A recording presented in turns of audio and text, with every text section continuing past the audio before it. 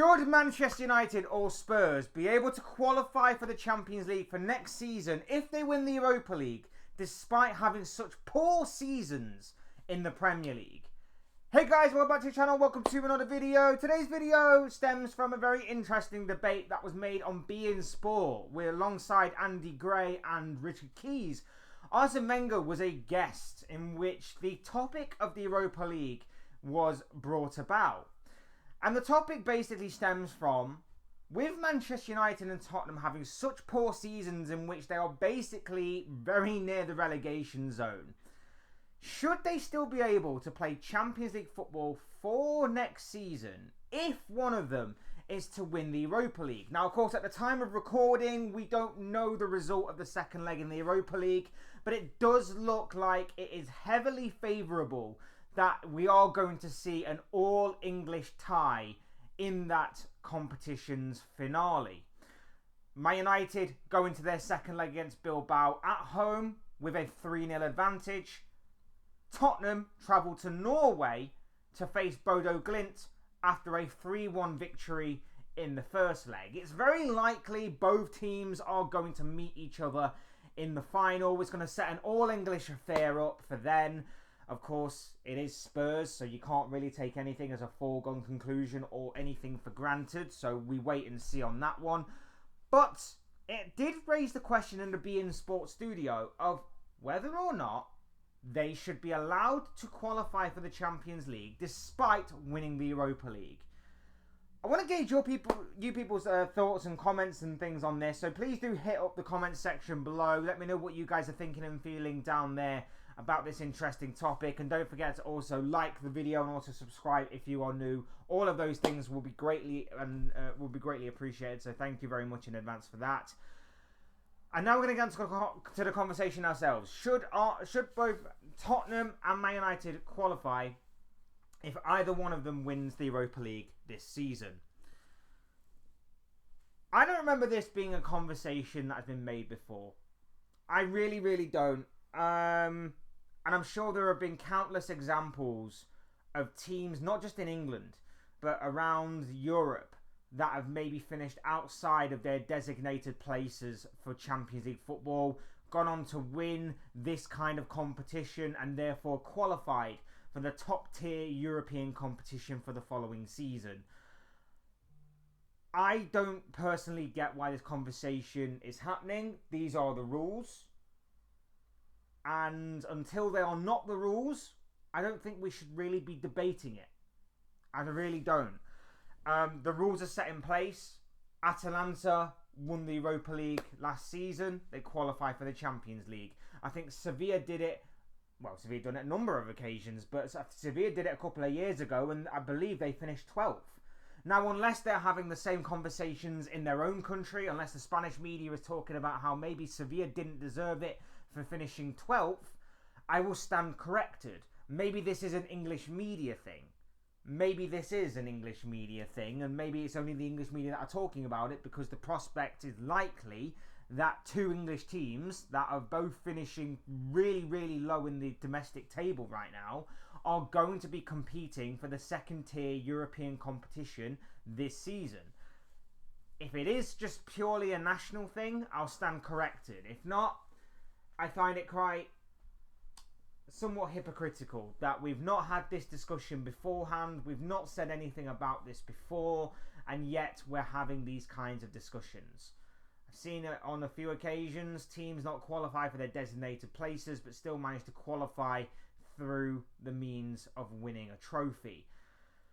Liverpool in 2005 finished outside the top four but won the Champions League. They were able to go into the Champions League in order to defend their crown. Like I say, Sevilla did it a few years ago, and I'm sure there have been other examples in between since. I don't personally get this.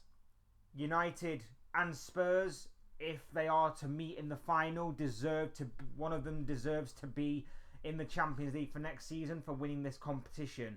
Otherwise, you scrap the incentive of winning this competition. You stop making this fun. You stop making this a competition worth watching. No one's going on about how maybe the Europa Conference League has the same sort of scenario where they'll go into the Europa League for next season, but all of a sudden it's a problem when it's these two teams. And it would be the same if it was a Liverpool, if it was an Arsenal. I'm sure this agenda would be brought up if this was another big English side and that was brought up. And I question why. I question why this is. And it goes back to a similar thing that I said in the Guard of Honor video that I did on Monday. I think it's just the English media trying to, well, I don't even think they're really English, but it's about the media that focuses on the Premier League, should we say, trying to find nuggets of conversation, nuggets of, or pulling at threads to kind of draw people's attentions with, trying to get the likes up, trying to get the views up, trying to get the clicks and the comments and all of that stuff and the interactions. It's all about that for me. Because again, similarly to the Guard of Honor conversation, it's a nothing conversation that has been around for years. The Guard of Honor has been around for many a year. This ruling, where if you win the Europa League, you go into the Champions League, has been around for years. And yet now that there's nothing to talk about, the Premier League title race is done and dusted, the relegation battle's done and dusted, the Champions League race is the only thing to really talk about, with trying to find other pieces of what they deem to be worthy content to talk about in order for viewer interaction. I don't want people to be drawn in by this. I'm not telling you how to think. If you think there is a different way that we can settle this, then go for it. But I don't see how. And in my personal opinion, when Arsene Wenger basically says that rather than qualify for the Champions League, they should qualify for the Europa League again if they win this competition because of how poor their domestic seasons have been, for me, it would just scrap and make the Europa League not as entertaining to watch. There's no incentive then. There's no incentive, because if the Europa League is set for the teams that don't quite make it for the Champions League, where's the incentive to go from the Europa League any higher? There's no incentive to go on and win it if you know you're just going to qualify for the Europa League again. And especially if your league position is going to deem you to qualify for the Europa League. Yes, it's a silverware. Yes, it's a moment of history. But if you're just going to get to the Europa League again, you just get a cup for winning. There's no real incentive there. And let's also face it as well. If the conversation of this is being brought up because of how poor their seasons have been and how they are deemed not to be worthy of being Champions League caliber, I know you can't help what league you are in, but the Champions League has got teams from all over Europe, and certain members of those teams are just there to make up the numbers. You think like Sheriff, that team Sheriff, do you think they have a chance of winning the Champions League? No. There's about 4 or 5 teams every year that you would consider favourites. And even then, you'd still rank them in a tier list of like heavy favourites, strong contenders, dark outsider. Like, you'd probably put like your European heritage up there. You'd probably put like Real Madrid top tier. I know they've had a poor Champions League campaign this season, but you probably at the beginning of the campaign would have still put them to have a strong contendership for that Champions League. Then you'd work your way down. You'd go like Barcelona. You'd go Liverpool. You go, maybe a dark outsider would have been PSG at the time. Maybe you would have gone your Bayern Munich, for example. You would have gone down that tier list. Your Inter Milans, who made it into the final, of course. You would have gone down that sort of tier list. And right at the bottom, you'd find certain teams. I mean, I know Brest made it into like the knockout playoffs, the playoffs to the knockouts. But did anyone think they were really going to win this competition? No. And several other teams that are at the bottom of that league phase were never going to win it either. So the quality of teams, for the most part,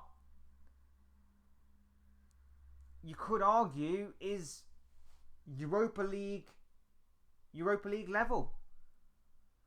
Even look at the teams that United and Spurs have both beaten in the Europa League this season. Few of them were in the Champions League not so long ago. Lyon, they were in the Champions League not long ago. Real Sociedad, big players in European football from recent years. You know, it just strikes me as a nothing sort of debate. And if the rule wasn't there, like I say, we wouldn't be talking about it. If obviously United and Tottenham were doing better, we wouldn't be talking about it in the Premier League, of course. If this was a Liverpool, if this was an Arsenal, we'd still be talking about it. This is a story of convenience. It's a story that has had its thread laid bare that these people are just pulling at because they want the attention, they want views. The Premier League season is pretty much done and dusted as far as what everybody's concerned. So they're trying to find anything and everything to try and keep the viewers' attention.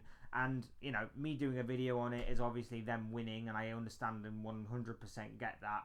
But I just thought it was a very interesting debate to have, just in case there was anybody out there that actually agreed with what Arsene Wenger and what seemingly the agreement was between Richard Keys and Andy Gray, was that those two teams having a poor domestic season should not in any way, shape or form let them qualify for the Champions League despite winning the Europa League.